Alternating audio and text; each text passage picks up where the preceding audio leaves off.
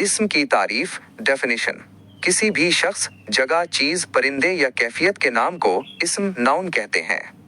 کائنات کی ہر وہ چیز جس کا کوئی نام ہے وہ اسم کہلاتی ہے۔ مثالیں: اسلم، لاہور، کتاب، ہمالیہ، پنکھا، سچائی وغیرہ۔ اسم کی اقسام مع لحاظ معنی معنی کے لحاظ سے اسم کی دو بڑی اقسام ہیں۔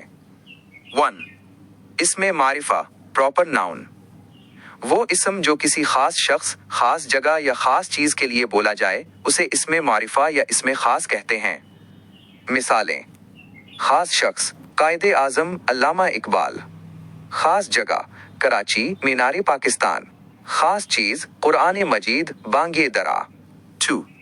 اسم نکرہ کامن ناؤن وہ اسم جو کسی عام شخص، جگہ یا چیز کے لیے بولا جائے اسے اسم نکرہ یا اسم عام کہتے ہیں۔ مثالیں: عام شخص، لڑکا، آدمی، استاد۔ عام جگہ، شہر، دریا، پہاڑ۔ عام چیز، قلم، کرسی، کتاب۔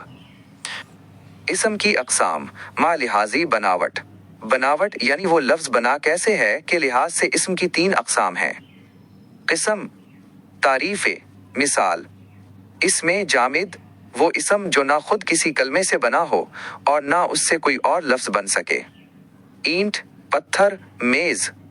اسم مصدر وہ اسم جو خود تو کسی سے نہ بنا ہو لیکن اس سے مقررہ قاعدوں کے مطابق کئی الفاظ بن سکیں۔ اردو میں اس کی پہچان آخر میں نا ہے: لکھنا، پڑھنا، آنا۔ اسم مشتق وہ اسم جو کسی مصدر سے نکلا ہو، لکھنا سے لکھائی، پڑھنا سے پڑھاکو۔ اسم کی اقسام مع لحاظ جنس و تعداد اسم کو مزید 2 طرح سے بھی تقسیم کیا جاتا ہے۔ جنس کے لحاظ سے مذکر جیسے لڑکا اور مؤنث جیسے لڑکی۔ تعداد کے لحاظ سے واحد ایک چیز جیسے کتاب اور جمع زیادہ چیزیں جیسے کتب یا کتابیں۔